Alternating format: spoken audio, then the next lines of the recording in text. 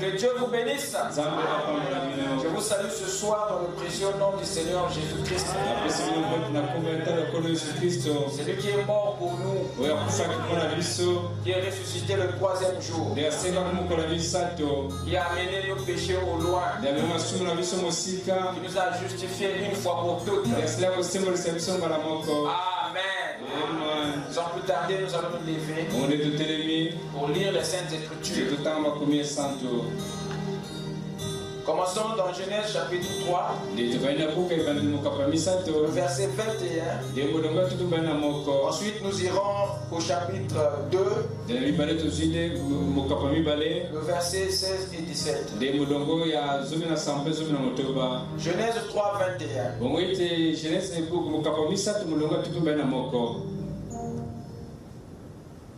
L'Éternel Dieu fit à Adam et à sa femme des habits de peau.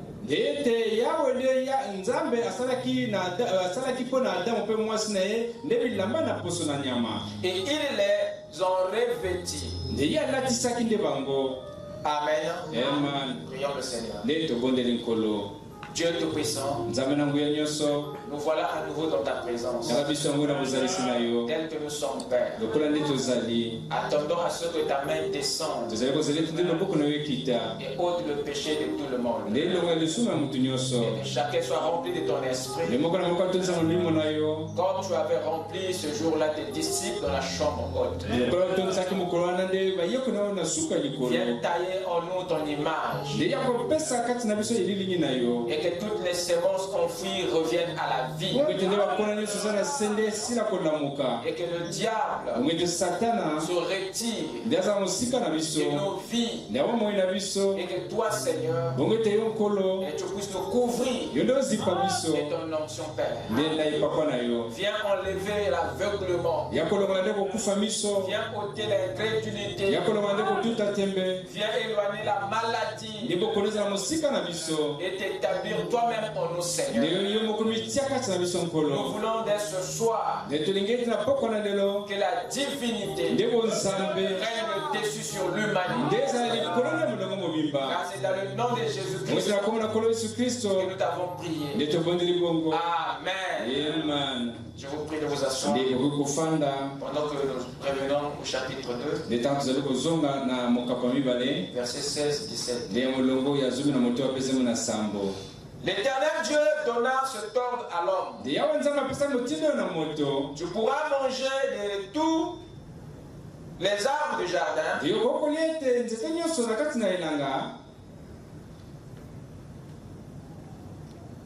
excusez-moi,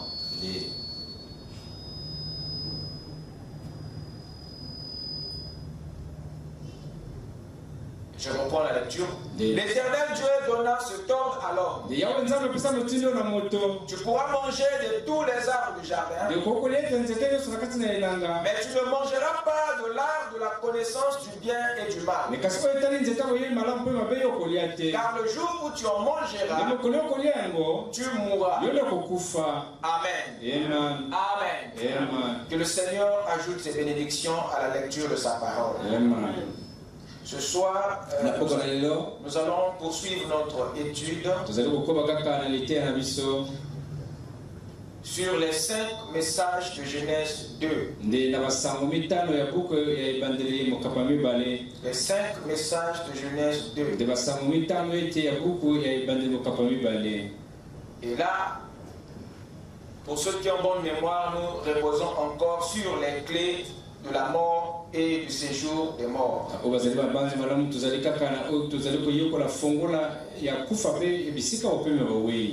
Et nous avons vu ensemble récemment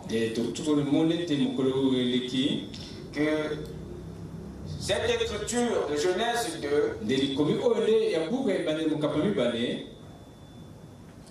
nous parlait d'un ordre qui était suffisamment clair. Et au plus profond de cet ordre, nous avons découvert qu'il y avait bien 5 autres détails que Dieu voulait faire comprendre à l'homme. Dieu voulait que l'homme comprenne et qu'il n'est pas l'auteur de sa mort. Dieu voulait que l'homme saisisse que la mort était une réalité réelle. Dieu voulait que l'homme comprenne que la désobéissance était la seule chose qui pouvait activer la mort. Dans sa vie, Dieu voulait qu'il comprenne que la mort n'était autre qu'une séparation. Et dernièrement, Dieu voulait qu'il comprenne que cet ordre de Genèse 2 n'était autre qu'une alliance. Amen. Amen. Et nous avons vu que cette alliance qui a été conclue dans Genèse 2:16, elle ne s'arrêtait pas entre Dieu et Adam, mais c'était une alliance qui s'étendait jusqu'à la postérité d'Adam. Une alliance qui couvrait l'humanité entière. Et c'était la première alliance. C'était la première alliance de la dispensation de l'innocence. Et dans cette dispensation, il y a eu une alliance que Dieu avait conclue avec l'humanité, qui était représentée par Adam. Et l'homme avait dans cette alliance une seule condition, une seule autorisation. Et c'est cette interdiction qui faisait de cette alliance une alliance conditionnelle. Et l'homme devait garder cette condition pour avoir le dessus sur la mort. La victoire sur la mort n'était possible en Éden que si l'homme restait attaché, restait obéissant aux accords de l'alliance. C'était le seul moyen pour Adam de régner sur la mort, d'être au-dessus de la mort. C'était d'être fidèle à l'alliance, c'était de respecter la parole. Amen. Amen. C'est donc le non-respect à cette alliance qui nous a exposés à la mort et mis fin à la dispensation physique de l'humanité. Que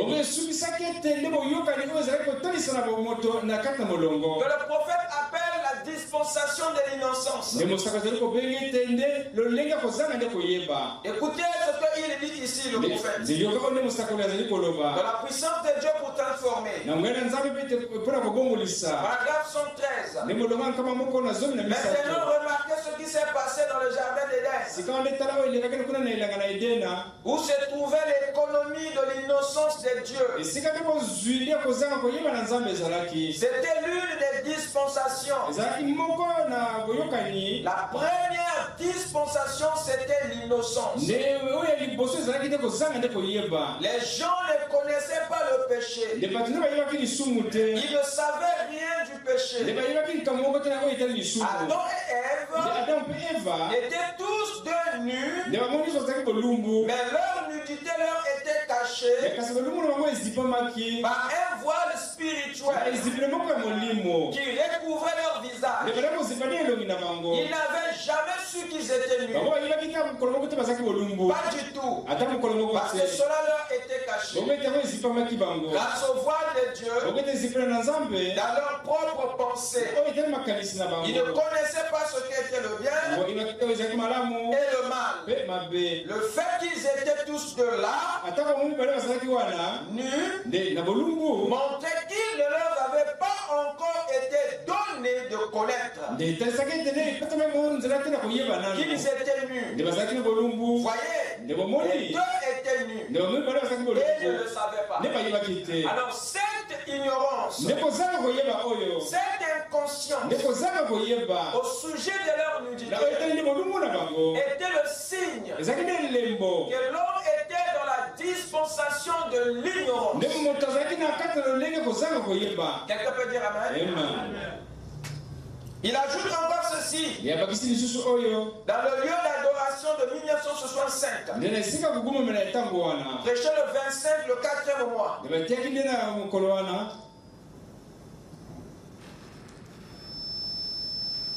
Il dit ceci, paragraphe 29. Il a fait une alliance avec Adam, le premier homme qui a vécu sur terre. Vous écoutez ça? Il a fait une alliance avec le premier homme. Cette alliance-là, elle était conditionnelle. Si tu fais telle chose, moi je ferai telle chose. Adam devait faire quelque chose pour maintenir cette alliance en vigueur devant Dieu. Il devait marcher dans les voies de Dieu, observer toute sa parole, ne pas enfreindre une seule parole. Vous écoutez ça? Il devait maintenir cette alliance pour avoir le contrôle, pour continuer sa vie, pour contrôler. Amen. Il ajoute encore ceci. Dans le seul lieu d'adoration, prêché en 1965, le 11e mois, le 28. Prenez le paragraphe 77. Je veux que vous remarquiez autre chose. Il y a aussi deux alliances qui ont été données. Une alliance a été donnée à Adam.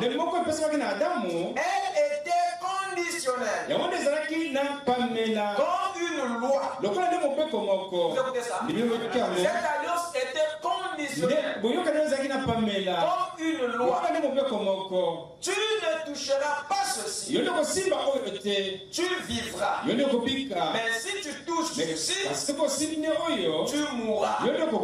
C'était une loi. Dans cette alliance, il y avait une loi qui protégeait cet accord, cette alliance entre Dieu et l'humanité. Amen. Mais Adam se voyait seul en face de Dieu. Il se voyait seul dans cette alliance, alors que cette alliance impliquait toute sa postérité. Semblable à ce qui s'est fait avec Abraham. Dieu est descendu en Égypte pour faire sortir une multitude. Simplement parce qu'il avait une alliance avec Abraham. La multitude fut délivrée parce que ils étaient concernés dans cette alliance que Dieu avait conclue avec Abraham. En d'autres termes, cette multitude était en Abraham quand Dieu traitait alliance avec Abraham. C'est comme ça que les Juifs ont obtenu la grâce de la délivrance de l'Égypte parce qu'ils étaient la partie intégrante de l'alliance. Et quand Dieu traitait avec Adam, il traitait avec l'humanité. Mais c'est cette révélation qu'Adam n'avait pas. Parce qu'il était encore un étudiant. Il ne maîtrisait pas encore les domaines éternels. Quelqu'un peut dire amen. C'était une alliance qui nous impliquait nous tous. Dieu pouvait créer beaucoup des Adams. Il pouvait remplir la terre le même jour. Ce n'est pas la puissance qui lui manquait. C'est pas pour dire que la force pour créer est plusieurs hommes manquaient. Il pouvait remplir la terre, remplir l'Éden de plusieurs Adams, de façon que lorsque ce couple tombe, les autres sont purs. Ils pouvaient avoir plusieurs Adams, mais il ne l'a pas fait parce que les autres Adams étaient déjà dans le premier Adam. Et Dieu aime faire les choses par évolution. Parce qu'il n'aime pas la facilité. C'est pour les raisons de caractère que Dieu prend le temps. Dites amen. C'est pour les raisons de suivi que Dieu parcourt ses étapes. C'est pour se rassurer que la chose évolue tel qu'il le veut. Il n'y a pas de problème pour attendre. Dieu agit toujours en processus. Il n'y a rien de ce qu'il fait est en réalité immédiate. Même le miracle a un processus. Il a créé par un processus. La Bible nous parle de 6 jours. C'est un processus. Il pouvait avoir tous les éléments des 6 jours. Le premier jour, il pouvait avoir tout ce que les 6 jours lui avaient donné. Il pouvait les avoir le premier jour. Mais il a préféré observer ces jours. Amen. Parce que c'est un Dieu de processus. Il n'a pas de problème avec le temps. Il n'a pas de problème avec l'impatience. Amen. Mais c'est l'homme qui ne connaît pas la façon de Dieu de faire. Voilà pourquoi il n'attend pas. Il ne peut pas attendre. Attendre, c'est une épreuve pour l'homme. Voilà pourquoi le temps nous détruit. Le temps nous cause du tort. Le seul moyen d'être en dehors du temps pour ne pas être affecté, c'est d'entrer en esprit. Dites amen. Lorsque Dieu prononce la parole, quand la lumière soit, il s'est peut-être passé beaucoup de temps. Mais quand Dieu a prononcé, il a appris sa propre parole. Et il s'est mis à attendre en esprit pour qu'il ne puisse pas souffrir dans le temps. Le seul moyen pour toi, Le seul moyen pour toi de se retirer du temps, c'est d'entrer en esprit. Vois-toi déjà posséder la chose. Et tu n'auras plus les maux d'estomac. Mais si tu te vois pas de cette manière, tu auras le choc du temps. L'impatience va te broyer. Alors c'est là où tu chercheras les raccourcis. Tu feras comme Sarah. On prend seulement Agar. Dis Amen. Il faut attendre 25 ans. Selon le cycle. Dieu a prévu un cycle pour chaque chose. Voilà pourquoi il dit il y a un temps pour chaque chose.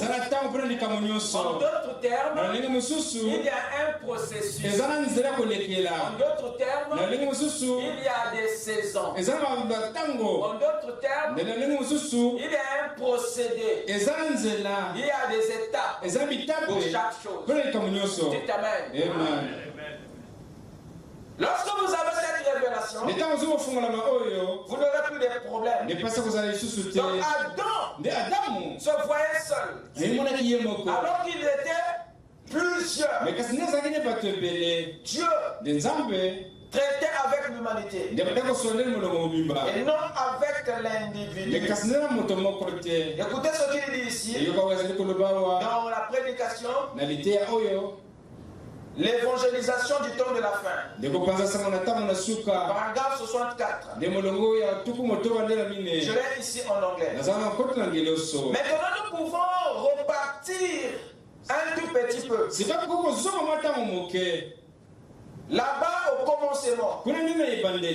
Dieu était le messager au commencement. Pour dire à Adam et Ève, vous devez manger ceci. Vous mangerez ceci. Mais vous ne toucherez pas ceci. Ça, c'était le message. Et lorsque l'homme a outrepassé ce message, et lorsque l'homme a outrepassé le message de l'heure, il a amené la mort et le chaos dans la race humaine tout entière. Maintenant, voilà comment était le message. Voilà ce que signifiait le message. Amen. Le prophète montre ici qu'au commencement, dans cette dispensation de l'innocence, dans cette alliance, Dieu était le messager. C'est lui qui était le messager. Car le message, l'alliance, l'ordre, l'interdiction, les conditions, c'est pas un ange qui les avait amenés. C'est Dieu lui-même qui était venu avec lui. Il nous montre que dans cette dispensation, c'est Dieu qui était le messager. Et s'il nous faut repartir en Éden, ce qui revient à dire, nous repartons dans une dispensation là où Dieu lui-même devient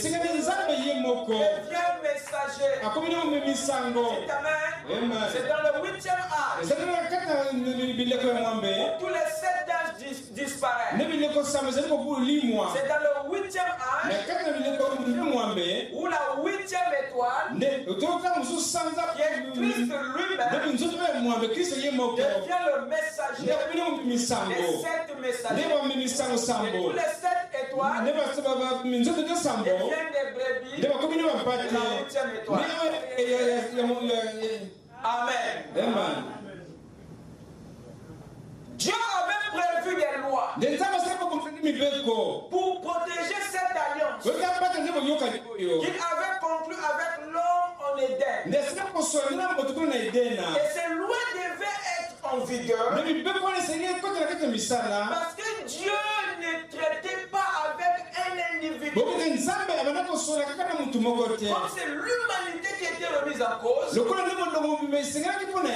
faut qu'il y ait des lois pour protéger cette alliance et protéger cette humanité. Donc ce n'était pas pour le plaisir que Dieu avait amené les lois. Ce n'était pas pour coincer la vie d'Adam. Mais c'était pour protéger ceux qui étaient en Adam.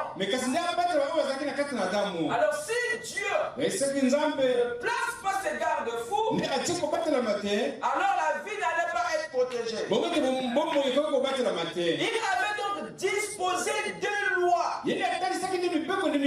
pour réguler la justice, pour rétablir la justice en cas de désobéissance à la parole ou à l'alliance. C'est sans ces deux lois que Dieu se sert toujours pour maintenir sa balance, sa justice dans toutes les dimensions de son royaume.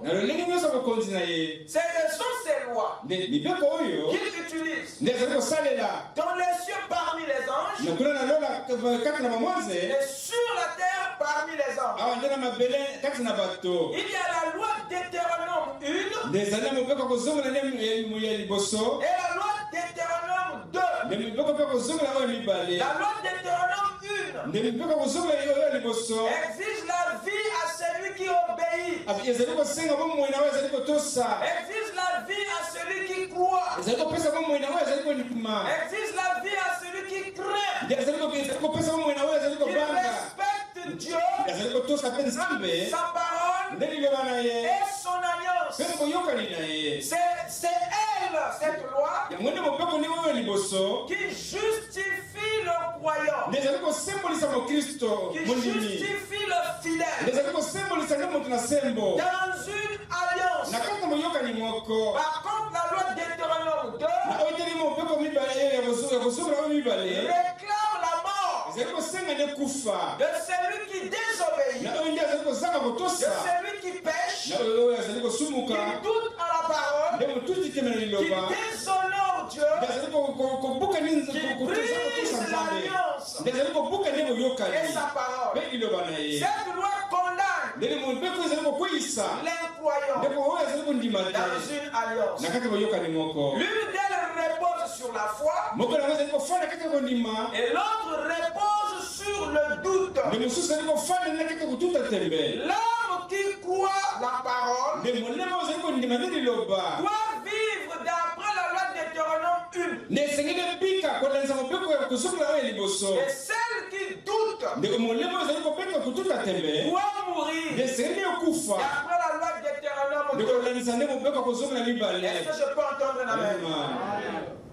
Jésus a parlé de ces lois lors de sa prêche dans les évangiles. Regardez dans Jean 3. Rapidement en passant. Jean 3. Il dit ceci. Ouvrez la Bible avec moi.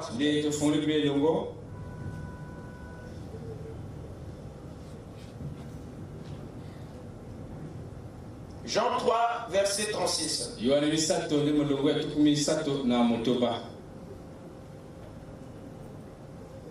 Jésus parlait déjà de ces lois dans son ministère. Celui qui croit au Fils à la vie éternelle. Vous voyez, la vie par la foi. Il prêchait ça dans son ministère. Celui qui croit au Fils. Et le Fils, c'est la parole. Celui qui croit à la parole, à la vie. La vie par la foi. Il continue. Celui qui ne croit pas, ça c'est le doute. À qui? Au Fils, qui est la parole, il ne verra point la vie. C'est la mort. Il verra pas, mais la colère de Dieu demeure sur lui. Jésus prêchait les lois Deutéronome.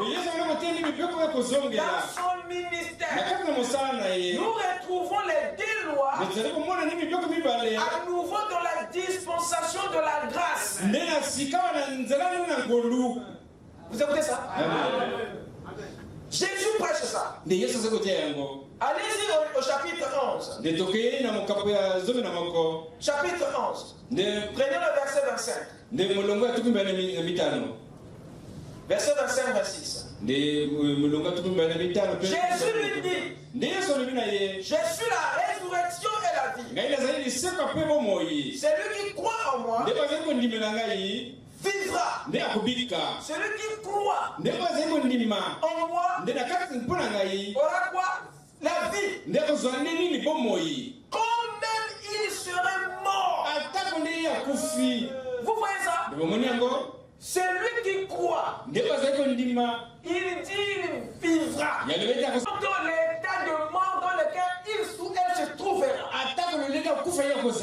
La foi dans la parole le retire de la mort. Peu importe la condition. Ta foi dans la parole te réclame à la vie. C'est une grande loi. Quand tu l'appliques, quand tu t'attaches à cela, non monsieur, la mort doit se retirer et la vie doit faire place. Jésus enseignait ça. Il continue. Continue avec moi le verset 25 à verset 26. Et quiconque vit et croit en moi, il ne mourra jamais. Vous voyez? Amen. C'était les lois d'Hétéranome que le Seigneur prêchait dans la simplicité. Mais remarquez encore comment est-ce que le prophète nous illumine à nouveau. Dans le lieu d'adoration de 1965,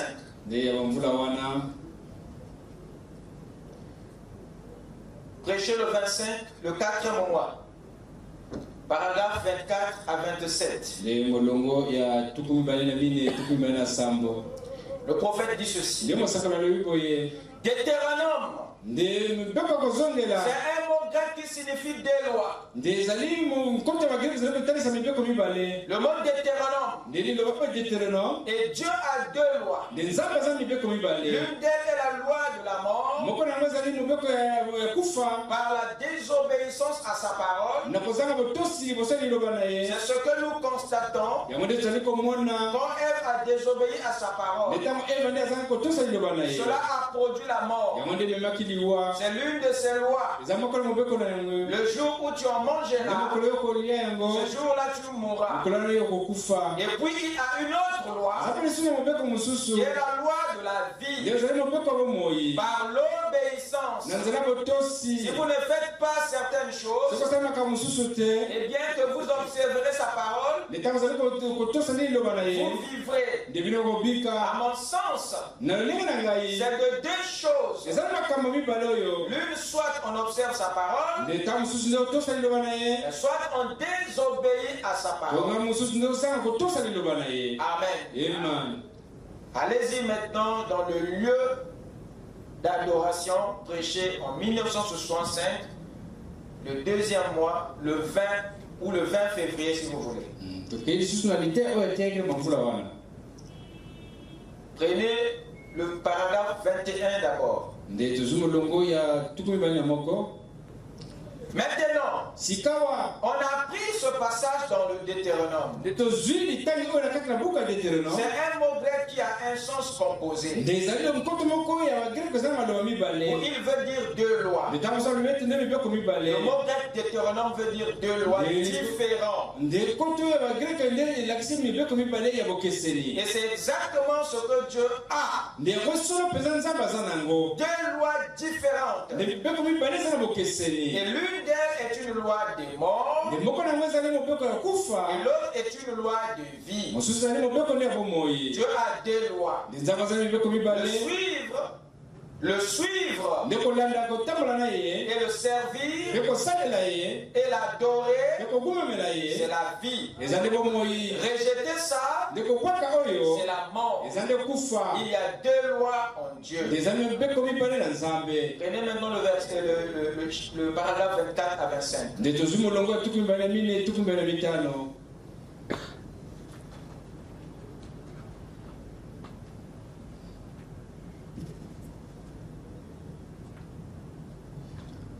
Vous êtes avec moi? Amen. Maintenant, nous voyons ces deux lois. Dans le Deutéronome où il est question de deux lois. Il y avait deux lois. L'une était la loi de la mort et l'autre de la vie. Il y avait aussi deux alliances qui ont été données au peuple. Nous en parlerons demain matin. L'une a été donnée à Adam avec une condition. Il parle ici de cette alliance qui a été donnée à Adam avec une condition. Si tu fais ceci et que tu ne fais pas cela, mais cette loi a été violée. Adam et Ève l'ont violée dans le jardin. Quelqu'un peut dire Amen? Amen. Dieu prouvant sa parole, 76, paragraphe 76. Dans la Genèse, Dieu a dit à Adam et Ève ce qu'il allait arriver s'il doutait de sa parole. Là, il a placé le bien et le mal devant eux. Et il a dit, le jour où vous en mangerez, ce jour-là vous mourrez. Et Dieu voulait dire exactement ce qu'il a dit. C'est toujours le cas. Et ce qu'il dit veut dire exactement ce qu'il dit. Quelqu'un a compris cela? Amen. Amen. Amen. Dans cette alliance qui nous a été conclue, il y avait la loi. Et cette loi protégeait la vie. Amen. Nous avons aussi vu avec vous que c'est sur la base de la loi qui a été brisée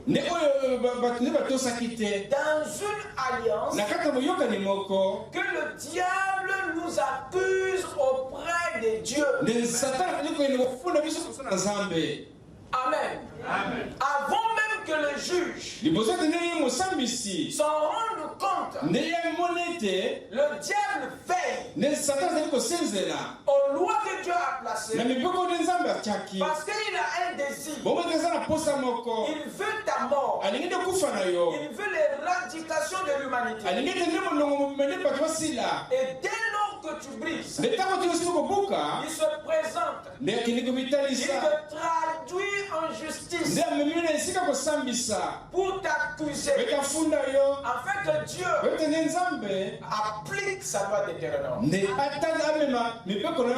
que celui qui peut activer la mort, c'est la désobéissance. La loi d'éternel 2. Et Dieu sera donc obligé d'être juste devant sa loi. Voilà pourquoi le diable veille à vos erreurs. Veille sur vos erreurs. C'est pour qu'il anticipe votre jugement. Pour anticiper votre condamnation. Pour anticiper votre mort. Celui qui guette sur vous ne dort pas.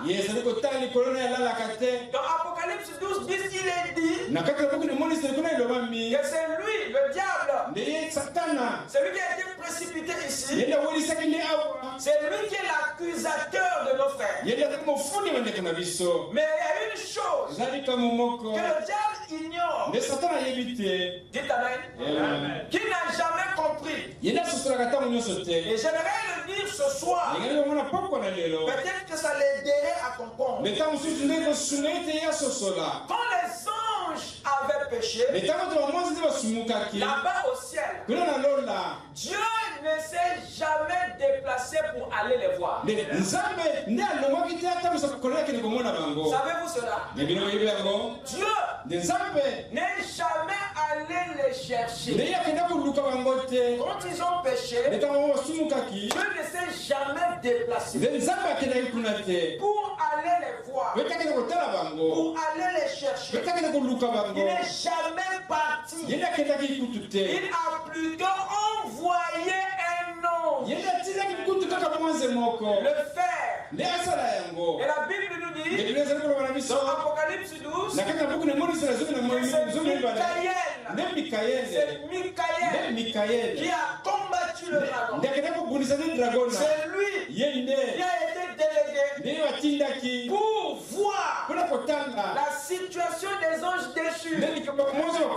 C'est lui qui a géré leur situation. Ce n'était même pas Elohim. Dites Amen.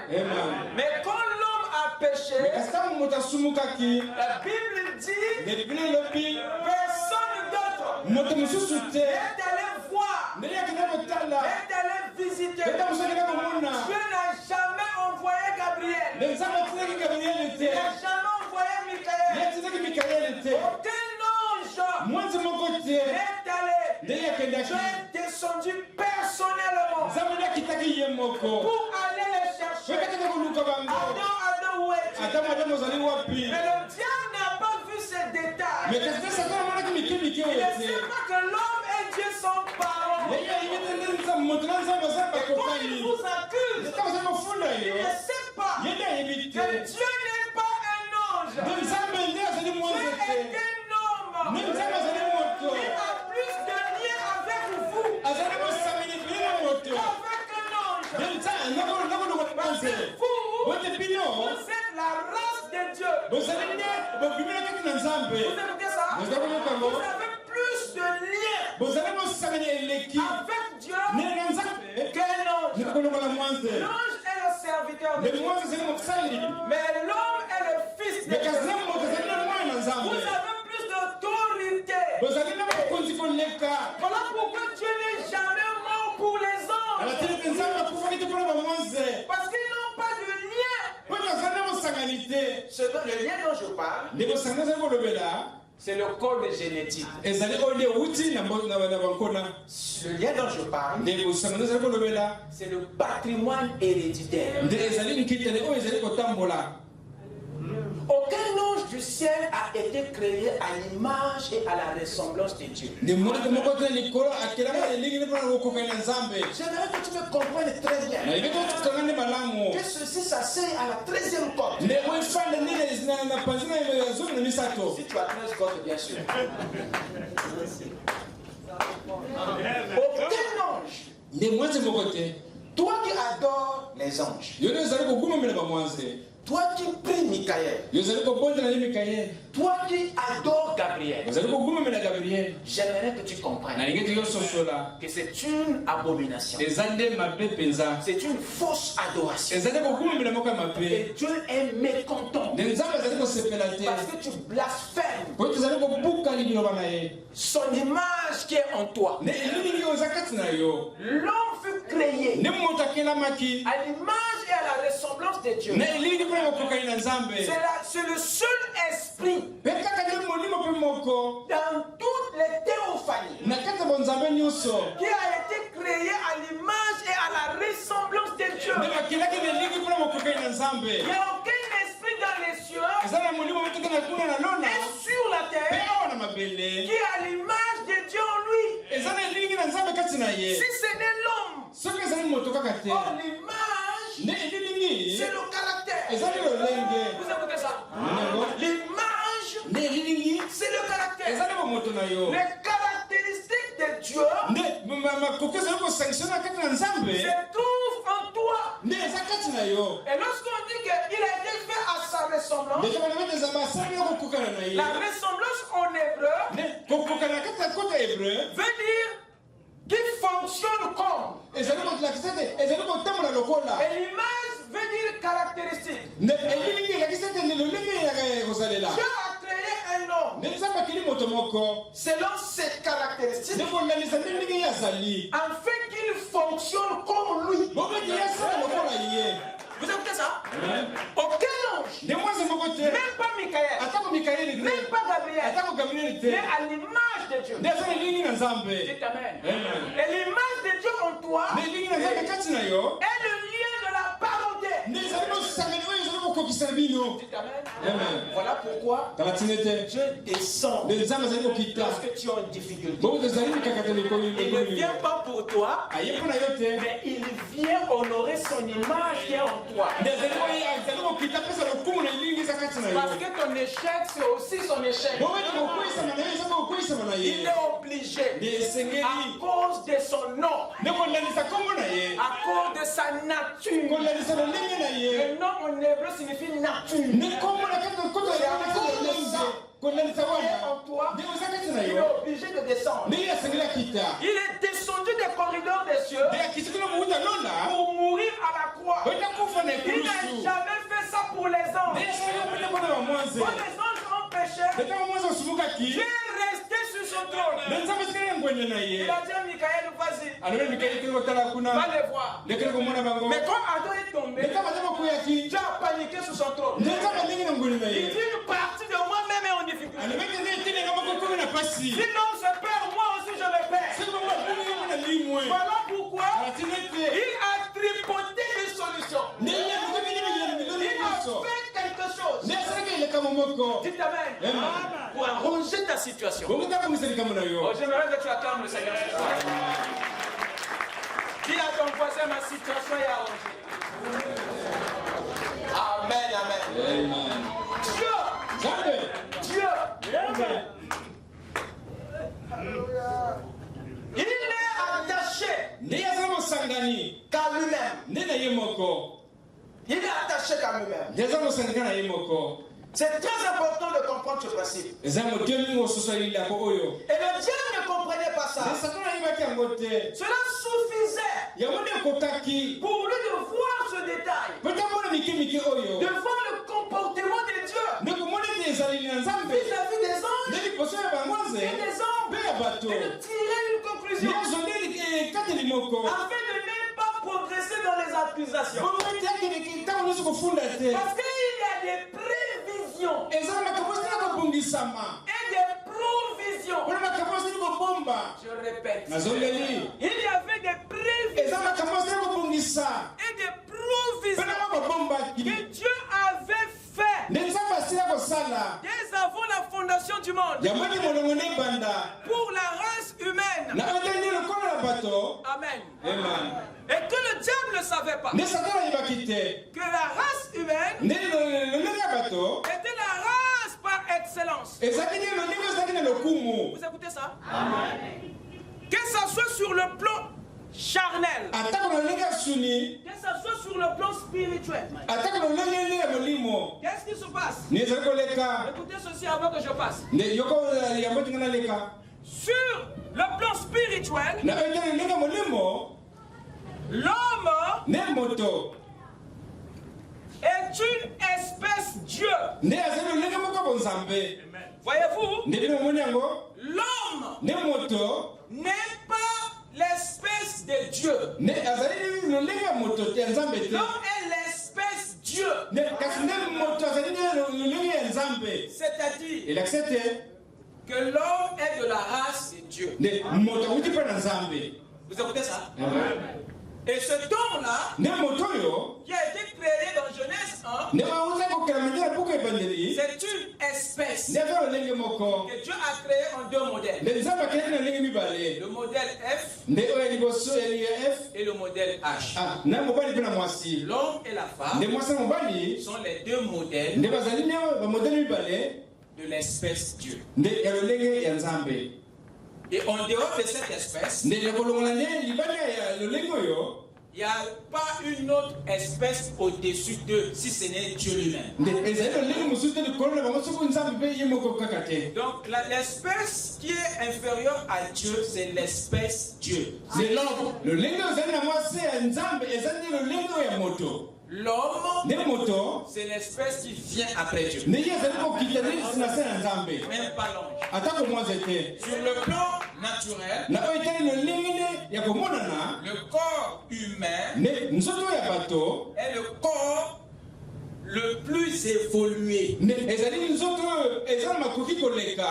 des autres corps. Vous n'allez pas me dire que le corps du chien est plus évolué que ton corps. Vous écoutez ça? Tout ce qui existe a un corps, a une forme. Et la Bible dit qu'il y a des corps qui ont l'éclat des étoiles, des corps qui ont l'éclat du soleil, il y a des corps qui ont l'éclat de la lune. Pour dire que tous les corps n'ont pas la même gloire. Mais la gloire que Dieu a attachée au corps humain dépasse en éclat que la beauté des autres corps. En commençant par la végétation jusqu'à l'espèce animale. Quelqu'un peut dire amen? Amen. On va avancer. Donc le diable avait oublié ce détail. Voilà pourquoi il ne cesse d'accuser Dieu d'être injuste. Alors que les faits montrent que la parenté entre Dieu et l'homme, elle est réelle. Or, malgré ce lien entre Dieu et l'homme, cela n'amène pas Dieu à être injuste. Non, monsieur. Cela ne peut pas l'amener à faire des compromis. Et j'aimerais revenir d'abord sur l'accusation de l'ennemi. Vous devez comprendre quelque chose. Et le diable, ce qu'il fait de mieux, c'est de fouiller vos femmes, d'attraper vos femmes. Il investit beaucoup dans cette recherche. Mais ce qu'il n'a toujours pas compris, c'est ce que Dieu a établi dans cette relation entre lui et l'homme. Allez-y avec moi dans Zacharie 3. Regardez un peu cet événement. Je pense que c'était un frère ou une soeur de Congo-Brazzaville. Ça c'est sûr. Qui était accusé ici?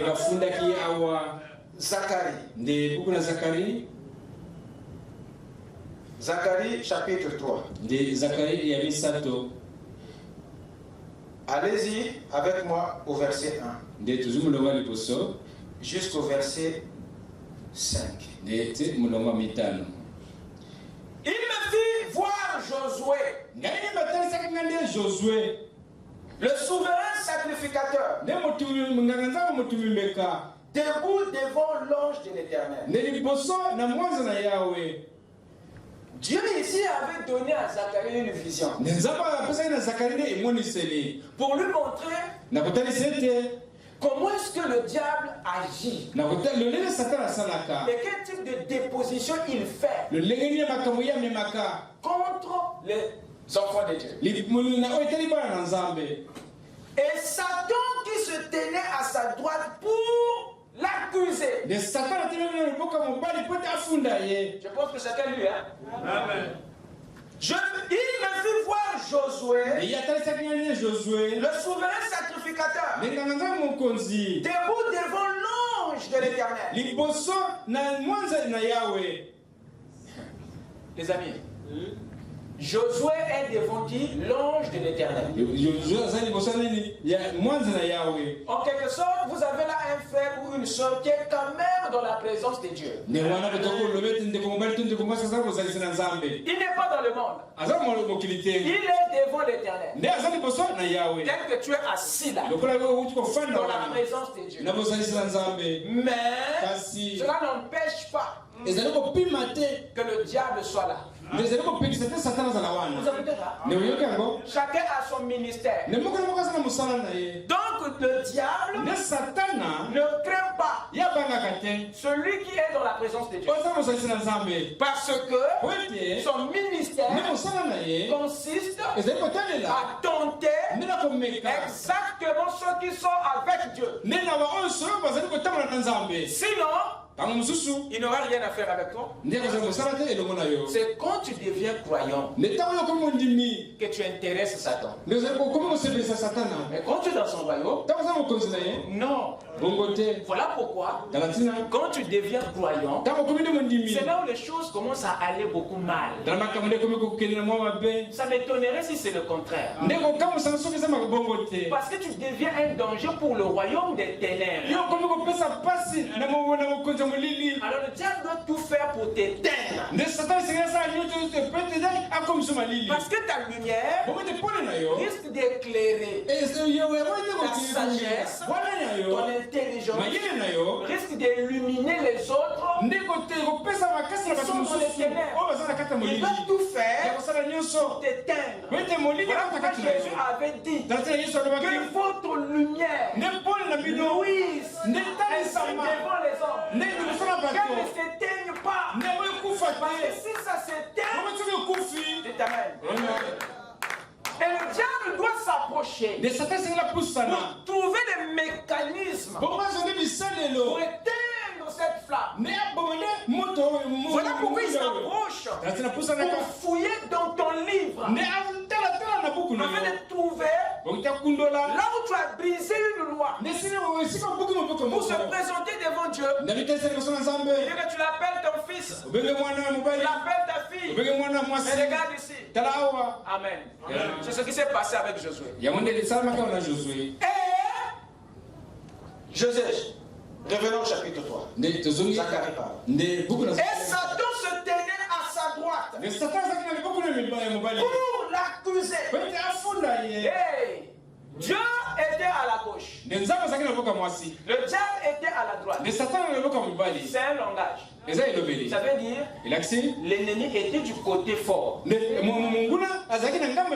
Dans cette affaire, Josué avait tort quelque part. Satan était du côté droit. Là où il y a la force. Donc si c'était un match de boxe, donc le round là c'était le diable qui menait ça. Il est du côté droit. Le côté là où tu t'appuies le plus. Lui il est là. Josué était en difficulté. Lisez la suite. L'Éternel dit à Satan que l'Éternel te réprimande. Que l'Éternel te réprime, Satan. Que l'Éternel te réprime. Lui qui a choisi Jérusalem. N'est-ce pas là un tison arraché du feu? Oh, Josué était couvert de vêtements sales. Vous écoutez ça? Et il se tenait debout devant l'ange. Ah! Vous voyez maintenant, l'accusation de Satan avait bel et bien sa raison. Parce que les vêtements de Josué étaient sales. Oh, le diable ne vous accuse pas souvent à tort. Ah non. S'il doit arracher le jugement de Dieu, il doit venir auprès de lui sur des vraies bases. Voilà pourquoi vous devez faire attention. Dites Amen. Ses habits étaient sales. Mais regardez ce qui s'est passé. Josué était couvert de vêtements sales. Il se tenait debout devant l'Éternel. L'ange prenant la parole dit. Il dit à ceux qui étaient devant lui. Ôtez-lui les vêtements sales. Puis il dit à Josué. Vois, je t'enlève ton iniquité. Et je te révèle d'habits de fête. Vous écoutez ça? Alors cela a mis le diable en déphasage. Comment ça? Je l'ai accusé parce que les vêtements sont sales. Le diable ne sait pas que Dieu a plusieurs vêtements de l'échange. Il peut te l'enlever, te donner un autre. Voilà pourquoi la Bible dit qui accusera les élus de Dieu. C'est Dieu qui justifie. L'homme, la race humaine, a un agneau que Dieu avait prévu pour l'expiation. Mais les anges n'ont pas un agneau. Voilà pourquoi il n'y a pas de rédemption pour eux. Amen. Il n'y a pas de rédemption pour eux. Vous pouvez lire ça la suite à la maison. Donc vous pouvez voir que Dieu se comporte de cette manière parce qu'il a quelque chose qu'il préserve. Il y a quelque chose qu'il protège. Ce n'est pas des compromis. Mais cette espèce doit rentrer dans le rachat pour que Dieu lui-même ne se perd pas, il n'est pas de problème. Amen. Le prophète dit ici qu'il n'y a jamais rien eu dans le passé et il n'y aura plus jamais rien de créé, rien qui soit supérieur à l'homme, parce que l'homme est à l'image de Dieu. Vous écoutez ça? Ça c'est ce qu'il dit. Pour montrer l'importance de l'homme et ce qu'il vaut devant le Seigneur. Et nous, dans notre marche, nous devons le savoir. Dans le compte à rebours, il dit ceci. Paragraphe 32. Et je crois que ce qui est là, tout ce qui est sur terre reflète le ciel. Je crois que la raison pour laquelle vous voyez toutes ces choses qui luttent pour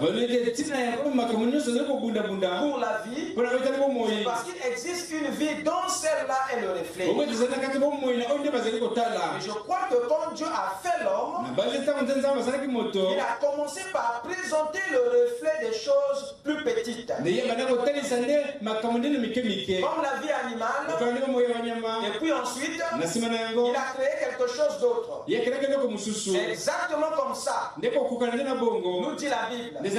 Il a procédé. Il a d'abord fait les arbres et les végétaux. Et il a fait l'homme. Et alors, la dernière chose qui est venue de la terre, forme de création, c'était un homme. Jamais il n'y a eu quoi que ce soit de plus élevé. Parce que quoi? C'était un reflet parfait de ce qui est la plus élevé dans le ciel. En effet, Dieu est un homme. Dieu est est un homme. Voyez, Dieu est un homme. Et donc son est la preuve. Et quand Dieu est descendu habiter parmi nous, il était un homme. Voyez, un homme. Il démontre que la perfection, l'évolution, donc c'était Dieu qui est un homme. Donc quand il est question que Dieu choisisse son espèce, il se range de ton côté. Il a préféré être un homme qu'un ange. Amen. Donc Dieu, malgré tous ces avantages que l'homme avait vis-à-vis de lui, s'il y a une chose qu'il pouvait faire, c'est d'être fidèle à sa parole, à sa loi, malgré notre affinité. Ce que toi tu ne peux pas peut-être réussir avec ton fils. Mais les liens ne ferment pas les yeux de l'Éternel. Raison pour laquelle Dieu devait s'attacher à sa parole, même si l'homme est son rejetant. Dieu n'est jamais fidèle à l'homme. Mais malgré le lien, Dieu n'est jamais fidèle aux anges. Malgré la puissance qu'il leur a donnée, Dieu n'est jamais fidèle à une église. Malgré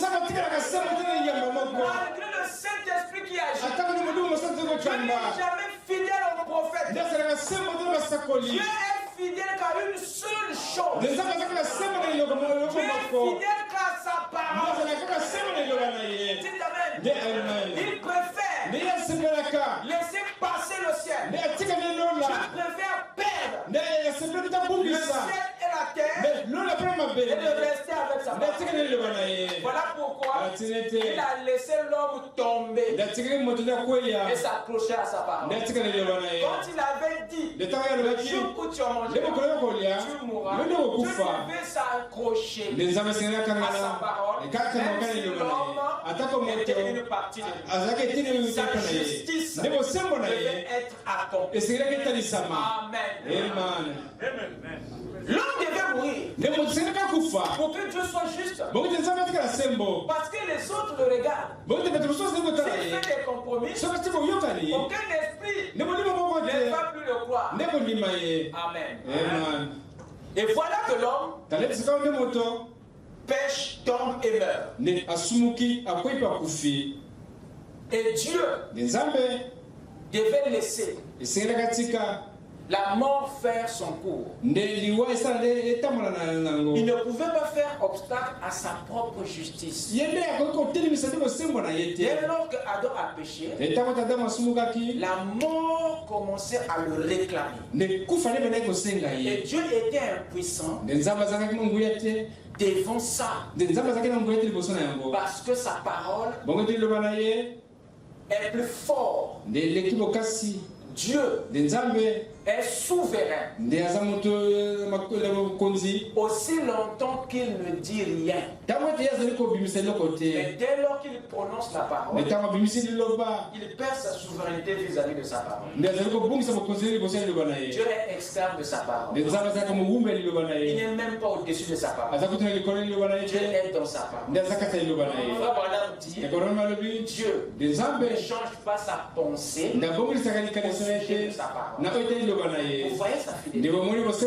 Il devait laisser la mort faire son travail en Adam. Le problème est que comme ce n'était pas seulement à Adam que l'alliance a été conclue, la mort qui est la pénalité ne pouvait pas par conséquent s'arrêter qu'à Adam. Elle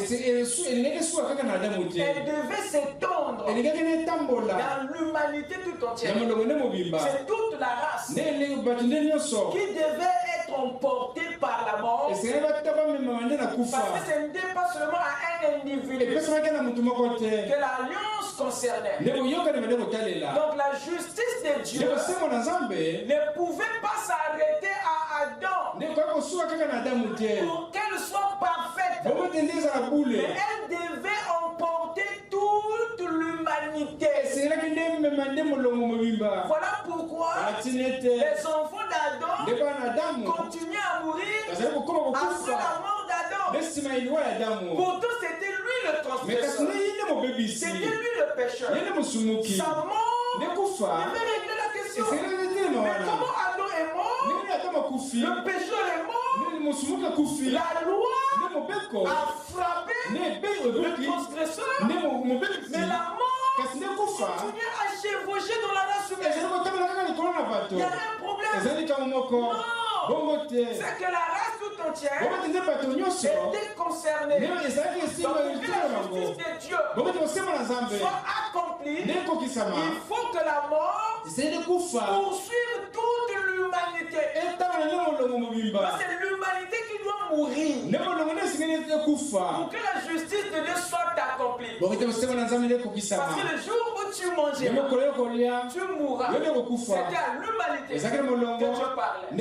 Pourquoi la mort va s'arrêter à Adam? Alors c'est tout le monde. C'était ça que Adam avait ouvert. Et la justice de Dieu n'était jamais accompli quand Adam est mort. Non. Pour qu'elle soit parfaite, elle doit continuer. Voilà pourquoi nous mourrons l'un après l'autre, parce que c'est l'humanité qui est impliquée dans cette affaire. Alors Dieu devait faire quelque chose pour essayer d'amoindrir.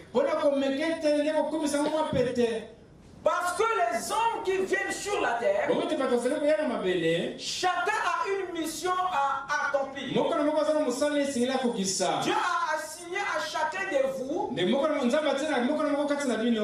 portion de son ministère. Alors, si et seulement si Dieu ne ralentit pas l'activité de la mort dans la race humaine, aucun de vous ne va atteindre les objectifs de Dieu sur la terre. Or, il est question que chacun de vous, malgré l'activité de la mort dans la race humaine, il faut que Dieu trouve un moyen pour que tu atteignes les objectifs avant que la mort ne te prenne.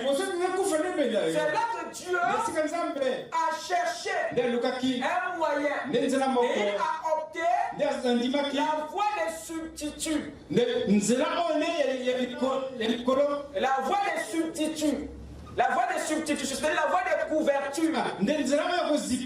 La voie des calmants. C'est pour obtenir un sursis. C'est pour ralentir l'impact de la mort et du péché dans la race qu'il est censé utiliser pour atteindre certains objectifs. C'est là maintenant qu'il procède par la mort des boucs et des taureaux. Et c'est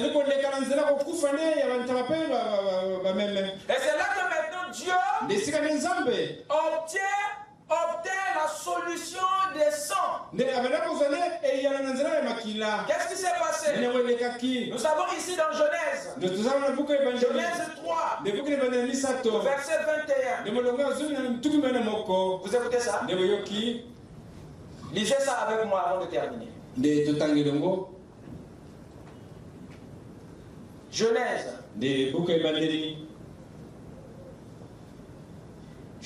3. Le verset 21. L'Éternel Dieu fit à Adam et à sa femme des habits de peau. Et les ont revêtis. Vous comprenez ici que Adam et Ève ne pouvaient pas avoir des habits, des vêtements de peau, si les animaux n'étaient pas morts. Donc cette action a impliqué la mort des agneaux ou des animaux. Vous comprenez ça? La bonne question qu'il faut se poser, c'était pourquoi que Dieu avait tué des animaux innocents alors que le coupable était là. En réalité, Adam et Ève devaient sortir de là tel que le serpent était sorti. Chacun devait perdre quelque chose comme le serpent. Mais les deux sont sortis chacun avec ses membres complets. Il n'y a que le serpent qui avait physiquement perdu les membres et la forme. Et Satan s'attendait que Adam et Ève soient frappés de la même manière que le serpent. Voilà pourquoi il était le premier à aller les accuser au ciel quand ils sont tombés. Le serpent était le corps que Lucifer avait utilisé pour séduire. Alors, lorsque le tabernacle a perdu les épaules et les reins, Lucifer n'était pas d'accord. Il s'attendait que Adam et Ève reçoivent le même sort. Mais après il se rend compte que son tabernacle a perdu les membres. Mais ceux-ci sortent du jardin avec leurs membres complets. Et c'est qu'on avait dit mais tu as fait quoi? Dites Amen. Dieu est tombé sur un agneau. Il a tué deux agneaux. Parce qu'un agneau ne peut pas couvrir les deux. Prenez un agneau, ne peut pas couvrir deux personnes. Les veaux étaient tués. Mais pour quelle raison? Pour quelle raison? Premièrement, Dieu n'avait pas tué ces animaux pour ramener son esprit en eux. Non. Si c'était le cas, alors Adam et Ève ne seraient plus partis du jardin. Dieu n'avait pas tué ces animaux pour les garder dans le jardin. Ah, si c'est le cas, alors Caïn et Abel seraient les femmes. Vous écoutez ça? Dieu n'avait pas tué ces agneaux pour ôter la mort, ni l'arrêter. Parce que la mort avait déjà commencé dans la race humaine. Je répète, ces animaux ne sont pas morts pour que Dieu arrête la mort. Son processus. Il n'était pas mort pour qui les autres, non. Si c'était le cas, alors la mort de ces animaux aurait déjà réglé le problème. Dieu ne les avait pas tués pour ces raisons. Non, monsieur. Le premier acte sacrificiel de Dieu, c'était celui que nous voyons dans Genèse 3:15. Le deuxième sacrifice, c'est celui que Abel avait fait. Mais l'agneau que Dieu avait tué ne pouvait pas ramener l'esprit de Dieu sur eux. Ne pouvait pas non plus le garder dans la présence. Ne pouvait pas aussi arrêter la mort et son processus en eux. Parce que la vie animale est tellement inférieure pour produire ces résultats. Et cela ne pouvait pas être possible. Est-ce que quelqu'un me suit? C'était pas possible. Mais Dieu a tué les animaux pour pour couvrir leur nudité. Ça c'est le number one. Pour couvrir la nudité de ses enfants par la peau de ses animaux. C'était pour une double couverture. Couvrir leur corps de la nudité et couvrir leur péché par le sang de ces animaux tués. Ça, c'était ça le pardon. La couverture des péchés, c'était une façon pour Dieu de les pardonner, mais sans les justifier. C'était une couverture. Quand on pardonne, on n'oublie pas. Mais c'est quand on justifie qu'on oublie. Pour commencer, tu n'avais jamais fait. Mais avec le sang, la mort de cet agneau, il pouvait être couvert. Voyez-vous, leur corps pouvait être couvert par la peau, mais pas leur âme. Leur péché pouvait être couvert par le sang de cet animal, mais pas ôté. La colère de Dieu pouvait être apaisée par la mort de ceci, mais jamais ôté. Cet animal ne pouvait pas, voyez-vous, arrêter la mort qui ravageait l'espèce. Il ne pouvait pas ôter parce que sa vie est inappropriée à la race humaine. Il ne pouvait pas y avoir un impact. Dieu avait tué parce que lui-même était un sacrificateur. Melchisédek, souvenez-vous, il était un sacrificateur. Et Dieu montrait par la mort de ces agneaux qu'il viendrait un agneau véritable. Donc cette mort était une préfiguration du véritable agneau qui était prédit. Voyez-vous, quand il a dit la postérité de la femme écrasera la tête, où il avait prédit la venue d'un véritable agneau. Celui qui est mort en Éden n'était pas celui qui était dans sa pensée. Voilà pourquoi la mort de ces animaux ne pouvait rien faire. Mais il pouvait au moins ralentir. La mort ne pouvait pas ôter. Il pouvait apaiser la colère, mais pas ôter. Il pouvait couvrir, mais pas ôter. Jusqu'à ce que vienne le véritable agneau qui était prévu dès avant la fondation du monde. Et c'est celui-là qui viendrait ôter la mort, arrêter le processus de la mort et résoudre la question du péché. Parce que l'animal est incompatible à l'homme. Il ne peut pas y avoir. Un animal ne peut pas résoudre les problèmes d'un humain.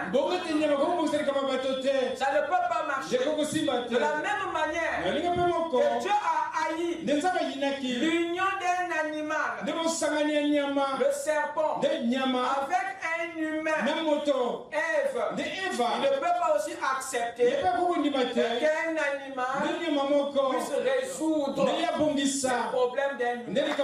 Voilà pourquoi Dieu seul peut résoudre les problèmes de l'homme. Ce n'est pas un animal qui peut le faire. Donc la solution pour la race humaine devait venir de l'extérieur vers l'intérieur. C'est là maintenant où la venue du Messie est maintenant importante pour purifier le sang, arrêter la mort et résoudre la question du péché. Que le Seigneur vous bénisse. Amen. Le temps est parti, nous allons continuer le dimanche. Lèvons-nous.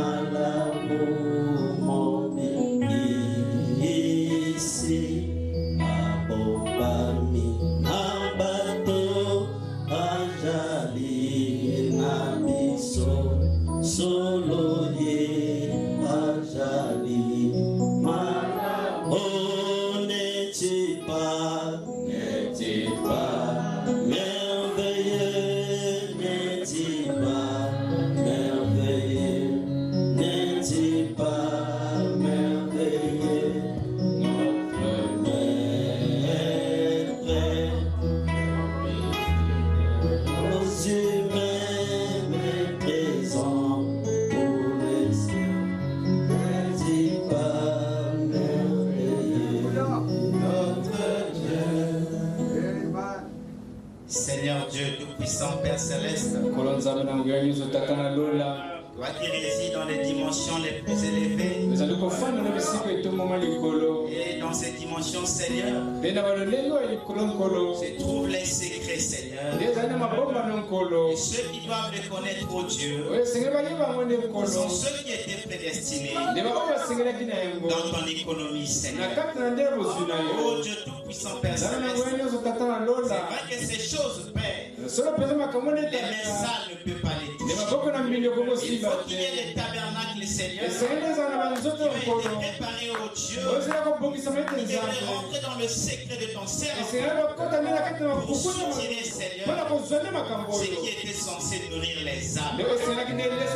Merci, Seigneur, pour ta parole ce soir. C'est vrai qu'il est l'accusateur au Dieu. Ce qu'il voulait, Seigneur, c'est que la race humaine puisse périr. Et à cause du lien, Seigneur, oh Dieu Tout-Puissant, qui était caché en toi, il n'avait pas vu cela.